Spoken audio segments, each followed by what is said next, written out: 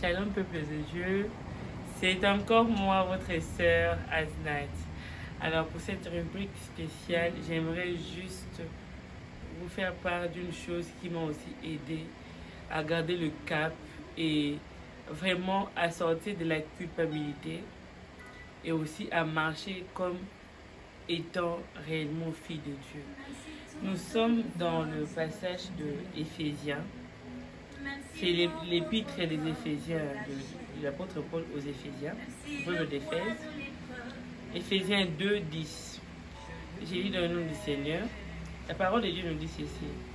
Car nous sommes son ouvrage, ayant été créés en Jésus-Christ pour de bonnes œuvres que Dieu a préparées d'avance afin que nous les pratiquions. Dans ce passage, ce que moi j'ai compris, en fait, c'est ce que moi réellement j'ai pu en tirer, c'est que nous sommes le fruit de Dieu et non du hasard. S'il y a une chose qui m'a maintenu captif dans le péché, dans les oh pourquoi Seigneur tu n'agis pas, pourquoi je prie ça marche pas, c'est réellement le fait que je ne connaissais pas qui j'étais. Je ne connaissais pas du tout qui j'étais. Okay?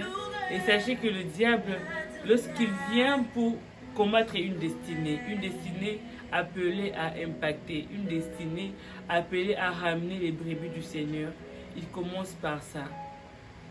Mettre des doutes dans ce que tu es au fait, dans ton originalité, dans ton origine en Christ.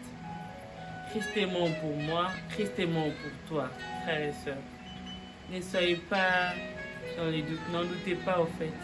Vous êtes réellement des enfants de Dieu. Et ce que moi, j'aimerais aussi ajouter par-dessus ce que je viens de dire, c'est qu'au-delà d'être des enfants de Dieu, vous devez réaliser que vous avez de la valeur aux yeux de Dieu. Tu n'es pas n'importe qui. Tu es Aznat, la fille du roi, la fille de Dieu. Il te veut, il t'a connu et il t'a choisi. Je vous assure, lorsque vous vous imprégnez cette réalité, cette vérité, même quand on va vous secouer là, on va te dire tu es rien, tu sauras que je suis tout. Par celui qui me fortifie. Alors, je voudrais finir par un autre passage aussi qui m'a beaucoup aidé en tout cas, que je vous exhorte d'aller méditer sur ça pour l'année 2024 qui commence. Nous sommes dans le livre de Galates. Galates 4, le verset 1. Je commence par le verset 1. Je lis dans le nom du Seigneur. Or, aussi longtemps que l'héritier est enfant, je dis qu'il ne diffère en rien d'un esclave, quoi qu'il soit maître de tout. Frères et sœurs, prenez en compte. Aussi longtemps, vous restez dans la mentalité où aller à l'église, c'est avoir une relation avec Dieu. Je vous assure, vous ne vivrez pas. Vous serez dépendant des prophéties, des X prophètes. Vous serez dépendant de tel pasteur doit prier pour moi pour que je guérisse.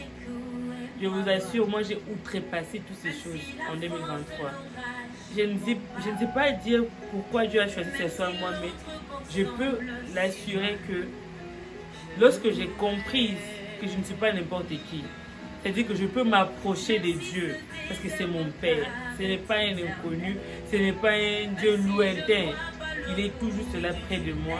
Alors j'en ai fait réellement mon lieu habituel. Je ne manque jamais des temps de prière, je ne manque jamais des temps de lecture de la parole parce que je sais que c'est de là où je puise même mes raisonnements, c'est là où je puise même mon inspiration, ma créativité et c'est là qu'il me parle clairement de ce qu'il veut pour moi.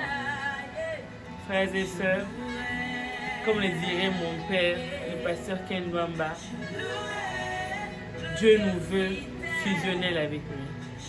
Dieu nous veut en communion perpétuelle avec lui.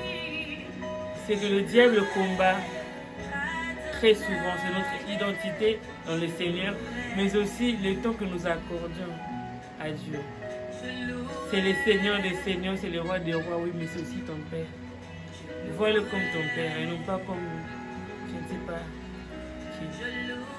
Cette année pour moi, elle a juste été merveilleuse parce que j'y ai cru en sa parole, j'ai cru en sa main, j'ai s'aimé dans sa présence, j'ai sacrifié des heures de prière, je me suis imposé des jours de jeûne, je me suis imposé une discipline spirituelle.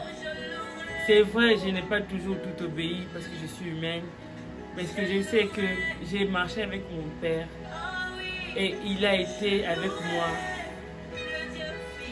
et tout s'est bien passé en tout cas.